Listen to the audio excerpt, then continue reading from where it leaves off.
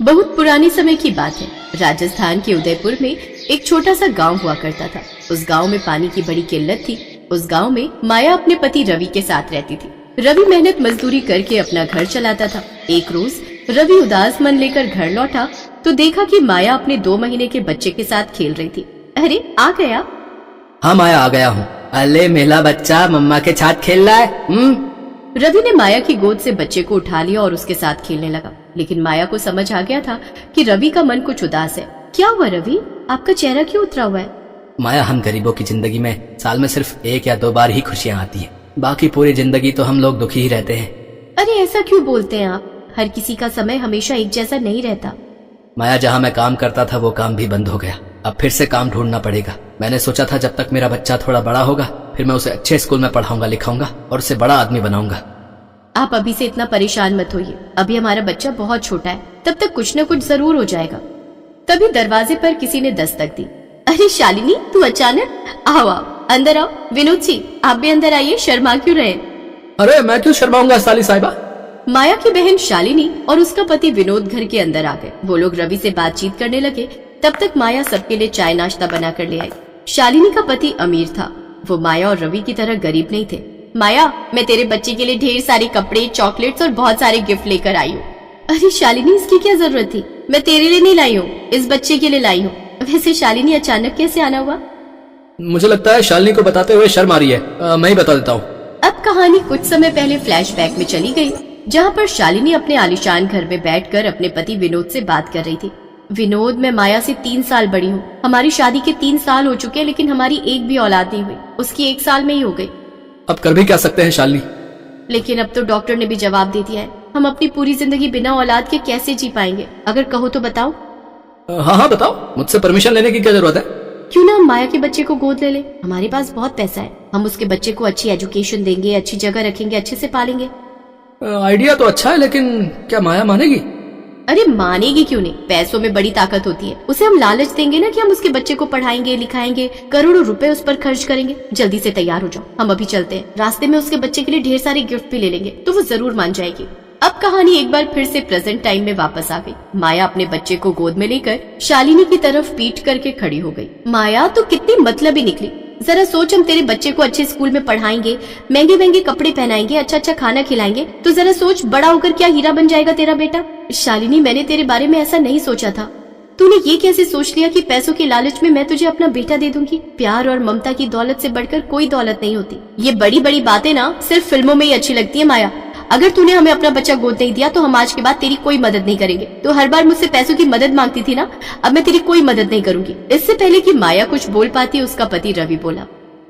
देखिए, मुझे तो पता ही नहीं था कि माया आप लोगों से पैसे की मदद मांगती थी। हम अपने बच्चे को नहीं दे सकते। हमसे जितना हो पाएगा उतना हम अपने बच्चे के लिए करेंगे। हमें किसी की मदद की जरूरत नहीं। शालिनी, चलो यहाँ से। इन गरीब लोगों को बड़ी बड़ी बातें करने के अलावा कुछ नहीं आता। इतने में शालिनी ने गुस्से में माया की गोद से उसका बच्चा छीना और वहाँ से भागने लगी। पीछे पीछे विनोद भी भागने लगा। उसने जल्दी से अपनी कार स्टार्ट की और बच्चे को लेकर वहाँ से भाग गए। माया और रवि बहुत परेशान हो गए। रवि हमारा बच्चा लेकर भाग गए वो लोग। रवि, हमारे बच्चे को बचाओ, उसे जल्दी से लेकर आओ मेरे पास, वरना मैं मर जाऊंगी। वो तुम्हारी बहन है, कोई किडनैपर नहीं है। मैं शाम को जाऊंगा, अपने बच्चों को लेकर आऊंगा। माया अपने बच्चे की याद में रोने लगी। वो एक पल के लिए भी अपने बच्चे को अपनी पलकों के सामने से नहीं हटाती थी। खैर, शाम को रवि विनोद के घर के बाहर पहुंचा। उसका घर बहुत आलीशान था। बाहर सिक्योरिटी गार्ड लगे हुए थे। जैसे रवि घर के अंदर जाने लगा, सिक्योरिटी गार्ड ने उसे रोक लिया। ओए भिखारी, कहाँ घुसा जा रहा है? अरे आप कैसी बातें कर रहे हैं? ये मेरे बहनोई का घर है, मुझे जाने दीजिए। हाँ हाँ पता है, उन दोनों ने ही मना किया था कि तुम्हें अंदर ना आने दें। उन्होंने ये भी कहा था कि अगर जिद करे तो उसकी टांगे तोड़ देना। रवि की आवाज सुनकर उसका बच्चा घर के अंदर जोर जोर से रोने लगा। वो शायद अपने पिता की आवाज पहचान गया था। रवि ने भी उसकी आवाज सुन ली। मेरा बच्चा रो रहा है, मुझे अंदर जाने दो। मैं आ रहा हूँ मेरे बेटे, फिक्र मत कर, तेरा बाप आ गया है। जब रवि ज्यादा जिद करने लगा तब सिक्योरिटी गार्ड वालों ने उसे बहुत मारा। रवि को बहुत चोट आ गई और वो घर लौट आया। माया उसे देखकर गुस्से से लाल हो गई। ऐसी बहन होने से तो अच्छा 1 करोड़ दुश्मन पाल लो। देखो क्या हालत कर दी आपकी उन लोगों ने। कोई बहन ऐसा करती है क्या? आप यहीं आराम करो, मैं अभी जाती हूँ, अपने बच्चे को लेकर आती हूँ, देखती हूँ मुझे कौन हाथ लगाता है। माया पैदल ही दौड़ते दौड़ते शालिनी के बंगले के बाहर पहुँच गई। गार्ड उसे पहचान गया। इससे पहले कि गार्ड उसे रोकता, माया बोली, अगर एक औरत को तुमने हाथ लगाने की भी कोशिश की तो जिंदगी भर जेल में सड़ते रहोगे। ऐसी धाराएं लगा दूंगी। मुझे छूने की कोशिश मत करना। मैं अपनी बहन के घर जा रही हूँ, किसी दूसरे के घर नहीं। सिक्योरिटी गार्ड्स माया को देखकर डर गए और उसे घर के अंदर जाने दिया। माया सीधे अपने बच्चे की आवाज सुनकर उसके कमरे में पहुंच गई और बच्चे को उठाकर वहां से जाने लगी। पर तभी वहां पर विनोद और शालिनी आ गए। इतने में माया ने किचन से कुछ बर्तन उठाए और फेंक फेंक कर शालिनी और विनोद की खोपड़ी तोड़ दी। रुक जा शालिनी, रुक जा, अभी वो बहुत गुस्से में लग रही है। मेरी तरफ अगर बढ़ने की कोशिश भी की तो या तो मैं अपने बच्चे के साथ खुद मर जाऊंगी या तुम दोनों को मार डालूंगी यहीं पर। अभी तक तुम लोगों ने मेरी ममता देखी है, नफरत नहीं। माया अपने बच्चे को लेकर अपनी झोपड़ी में वापस आ गई। मैंने कभी सपने में भी नहीं सोचा था कि मेरी बहन ऐसा कर सकती है। अमीर परिवार में शादी क्या हो गई, पता नहीं अपने आप को क्या समझने लगी। ऐसे ही दिन बीतते गए। 3 साल रवि ने खूब मेहनत की। उसने अपने बच्चे का दाखिला एक सरकारी स्कूल में करवा दिया। रवि, हमारा बेटा स्कूल चला जाता है, मैं घर में अकेली रह जाती हूँ। मैं घर के बाहर चाय और पकौड़ी बनाकर बेचती हूँ, जिससे कमाई भी हो जाएगी और मेरा टाइम पास भी हो जाएगा। वैसे तुम्हारा आइडिया तो बहुत अच्छा है। अगर तुम्हारा काम चल गया तो मैं भी यही काम करने लगूंगा और हम दोनों मिलकर अपने बिजनेस को आगे बढ़ाएंगे। लेकिन इसके साथ एक काम और करेंगे। हमारे राजस्थान में लोगों को पानी की बड़ी समस्या है। जो लोग बाहर से घूमने आते हैं उन्हें भी यहाँ रेगिस्तान में पानी की समस्या होती है। तो हम लोग मुफ्त में उन लोगों को पानी पिलाएंगे। पानी पीने के बहाने वो लोग कुछ न कुछ तो खाएंगे ही। बिल्कुल सही कहा आपने। अगले दिन से माया ने घर के बाहर चाय पकौड़ी बेचना शुरू कर दिया और मुसाफिरों को मुफ्त में पानी पिलाना भी शुरू कर दिया। इस वजह से लोग अब उसकी दुकान पर खूब आने लगे और सुबह से लेकर शाम तक उसकी दुकान पर भीड़ ही लगी रहती थी। माया के हाथों से बने पकौड़े खाकर लोगों का मन तृप्त हो जाता था। जब उसकी दुकान खूब चलने लगी तो रवि ने भी दूसरे की नौकरी करना छोड़ खुद ही घर के बाहर एक छोटा सा ढाबा खोल लिया, जिसमें वो लोगों को 50 रुपए में भरपेट खाना खिलाने लगा। ऐसे करते करते 12 साल बीत गए और उनका बेटा नीरज अब बड़ा हो गया। एक दिन वो बहुत खुशी खुशी अपने घर लौटा। माँ, पापा, मैंने इंटर के एग्जाम में टॉप किया है। मुझे बहुत बड़े कॉलेज की तरफ से एक बहुत बड़ा ऑफर मिला है। मैं उस कॉलेज से कोई भी डिग्री मुफ्त में कर सकता हूँ। देखा माया, मैंने कहा था ना कि हमारा बेटा एक दिन हमारा नाम जरूर रोशन करेगा। पापा, मैं MBA करूंगा और आपके बिजनेस को बहुत बड़ा बनाऊंगा। नीरज ने MBA करने के बाद अपने माँ बाप का बिजनेस बढ़ाया और सिर्फ 5 साल के अंदर वो बहुत बड़े होटल का मालिक बन गया। माया की बहन उसके पास आई और दोनों ने माया और उसके पति से माफी मांग ली। अब सब लोग खुशी खुशी रहने लगे। पायल और अनुष्का दोनों बहनें थी। उनका जन्म एक गरीब परिवार में हुआ था। पायल जहाँ सांवले रंग की थी तो वहीं अनुष्का दिखने में बेहद ही खूबसूरत थी। दोनों बहनें जवान हुई। अनुष्का तेज तर्रार, मॉडर्न और सुंदर लड़की थी, इसलिए अमीर घर के लड़के ने उसे पसंद कर लिया। तो वहीं पायल की शादी एक गरीब परिवार में हो गई। पायल ढेरों अरमान मन में संजोए अपने ससुराल आई, लेकिन ईंट गारे से बना ढांचा ही अब उसका घर था। ये देख उसकी आंखें भर आई, लेकिन इसी को अपनी किस्मत मानकर उसने चुपचाप स्वीकार कर लिया। उधर अनुष्का अपने बड़े अमीर ससुराल में आकर बहुत खुश थी। एक रोज जब पायल बाजार में सब्जी लेने पैदल जा रही थी तो अचानक गाड़ी में जाती हुई उसकी बहन अनुष्का की नजर उस पर गई। वो गाड़ी से उतरकर बोली, अरे दीदी, आप कहाँ जा रही हो? सब्जी लेने आई थी अनुष्का। खैर ये बता तू कैसी है और यहाँ कैसे? मैं भी ठीक हूँ।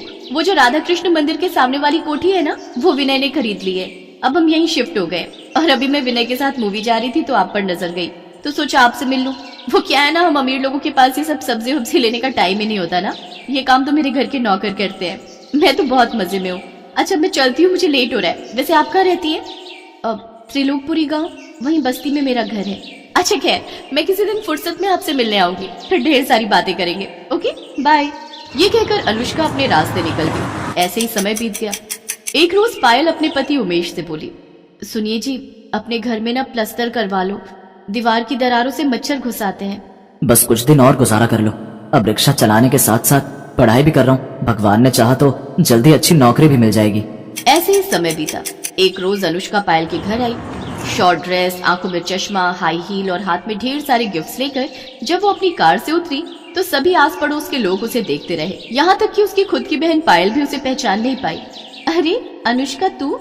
बाप रे, तेरा तो स्टाइल ही बदल गया।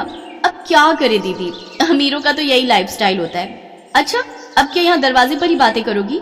चलो अब मुझे अंदर आने दो, मैं भी तो देखूं तुम्हारे महल को।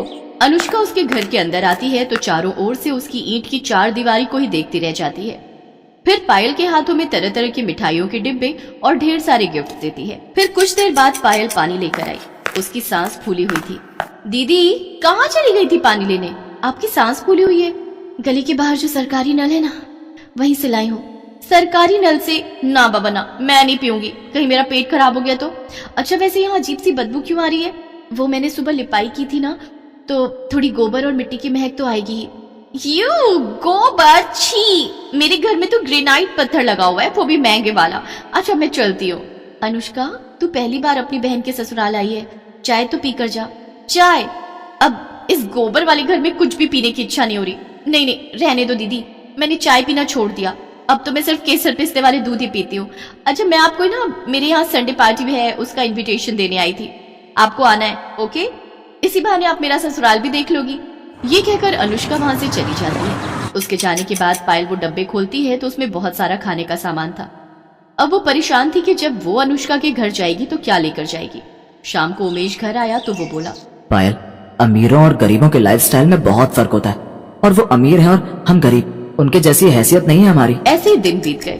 पायल को चिंता सताने लगी कि वो अनुष्का के यहाँ क्या लेकर जाएगी। फिर उसे ख्याल आया कि अनुष्का को उसके हाथ के आटे के लड्डू बेहद पसंद है। वो जल्दी से आटे के लड्डू बना लेती है और फिर अगले दिन उन्हें लेकर अनुष्का के घर पहुंच जाती है, जहां वो देखती है कि अनुष्का अपने शीश महल जैसे घर में आराम से बड़े से सोफे पर बैठी है। उसकी ठाट बाट देखकर पायल हैरान रह गई। पायल ने अनुष्का को पुकारा। अनुष्का ने उसकी ओर देखा तो वो गुस्से से भड़क गई। ओफो दीदी, मैं जानती हूँ कि तुम गरीब हो, लेकिन कम से कम तुम्हें इतना तो पता होना चाहिए कि अमीर लोगों के घर कैसे बनकर जाना चाहिए। अरे कम से कम एक जोड़ी नए कपड़े ही खरीद लेती, तुमसे अच्छी तो हमारी एक काम वाली लग रही है। तभी वहाँ अनुष्का के ससुराल वाले भी आ गए। अनुष्का, मैं तुम्हारे लिए अपने हाथों से आटे के लड्डू बनाकर लेकर आई थी। पहले बात अलग थी दीदी, अब मैं अमीर खानदान में आ गई हूँ, जाओ यहाँ से। अब मेरे यहाँ तभी आना जब तुम्हारा ये गरीबी वाला लाइफस्टाइल बदल जाए। बहू, क्या जरूरत थी गरीब लोगों को पार्टी में बुलाने की?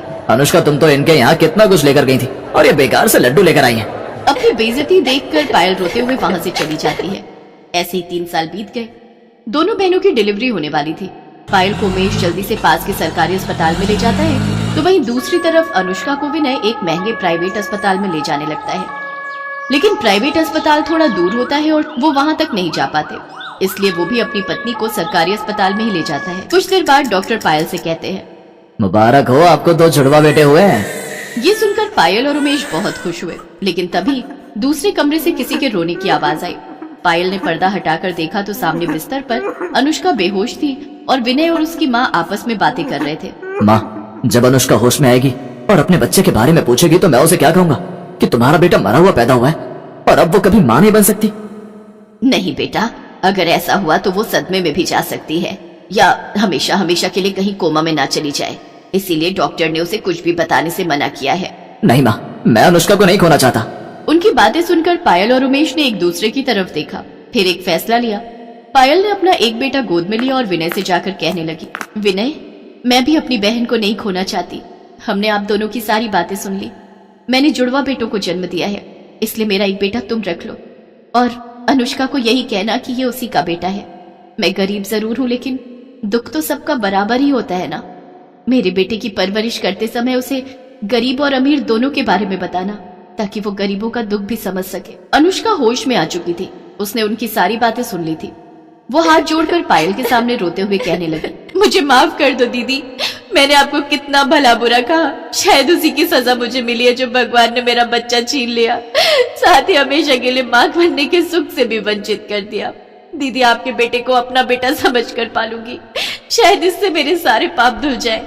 मेरा नहीं बहन, तेरा बेटा, आज से ही तेरा बेटा है। दोनों बहनें रोते हुए एक दूसरे के गले लग गई। आज माँ की ममता ने अमीरी गरीबी के सारे